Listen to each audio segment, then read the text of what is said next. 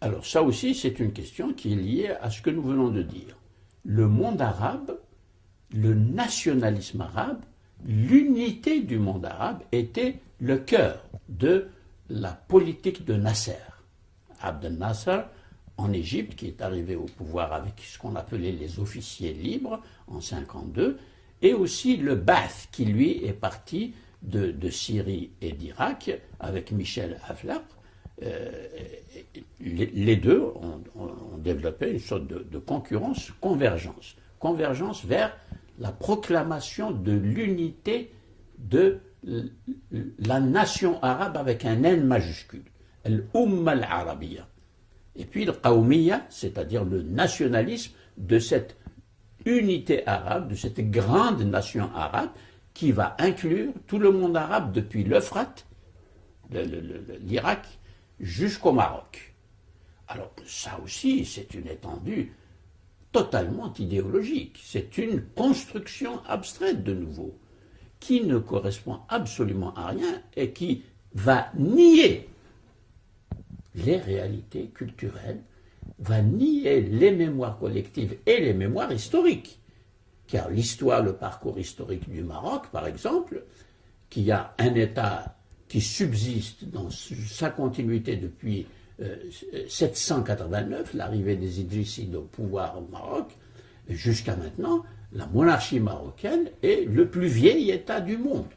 Alors qu'à côté, l'Algérie n'a pas une telle continuité de l'État. Il y a eu des États éphémères sur le territoire algérien qui ont duré peu de temps, et puis il y a des dynasties qui se succèdent, etc. On ne peut pas désigner un État avec la continuité que nous avons au Maroc. En Tunisie, il y a eu une continuité un peu plus forte, mais pas non plus au niveau de... etc. Je peux continuer ainsi. La Libye, l'Égypte, l'Irak, etc.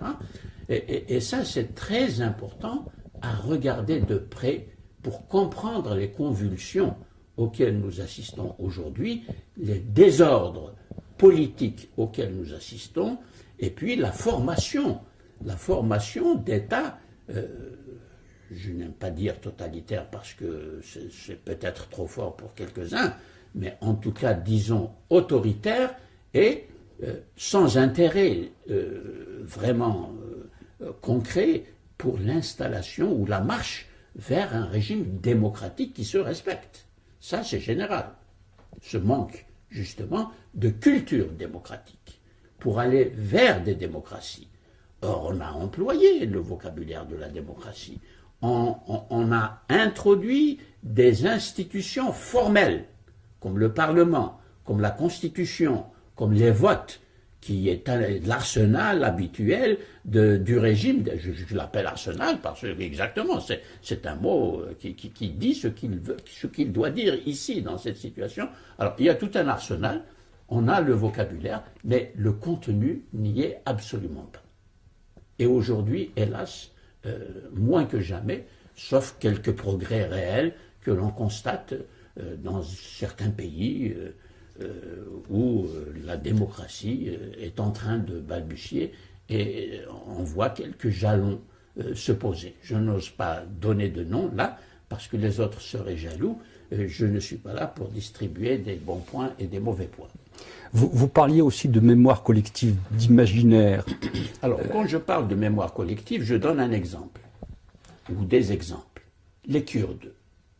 Les Kurdes sont un grand peuple, fragmenté, dispersé entre 7 souverainetés politiques différentes, et toutes jalouses de s'annexer et de dominer les fragments du peuple kurde tel que nous le voyons aujourd'hui sur la carte. Ça, c'est le résultat des grands traités européens pour décider des frontières politiques au XIXe siècle, à la fin du XIXe, et pratiquement jusqu'à la fin de la Deuxième Guerre mondiale. Et il y a là donc une genèse politique et juridique de situations qui aujourd'hui sont des situations absolument tragiques.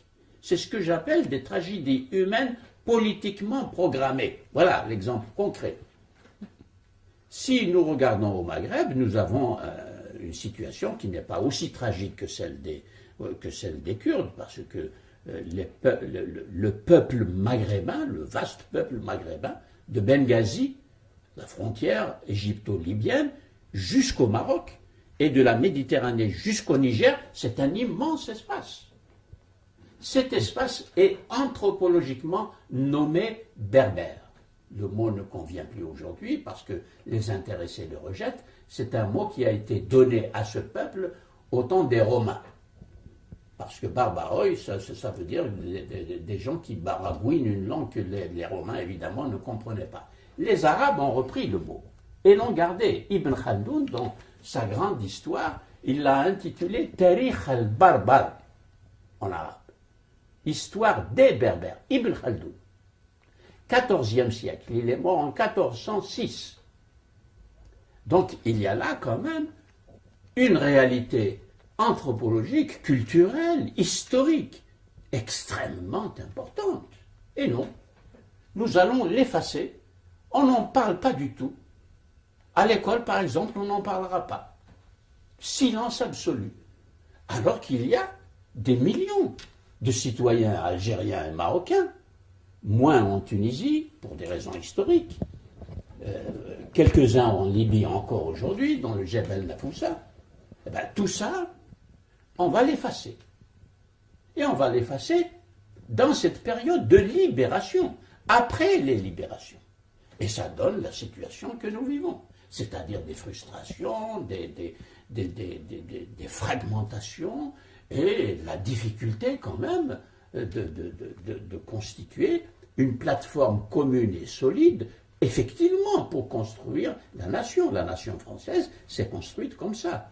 Et d'ailleurs, nous constatons en France des réémergences de ce qu'on peut appeler des différences provinciales ou des différences qui se veulent même presque nationales, comme la Corse et la Bretagne. Ça, c'est un phénomène qu'on retrouve dans le monde entier.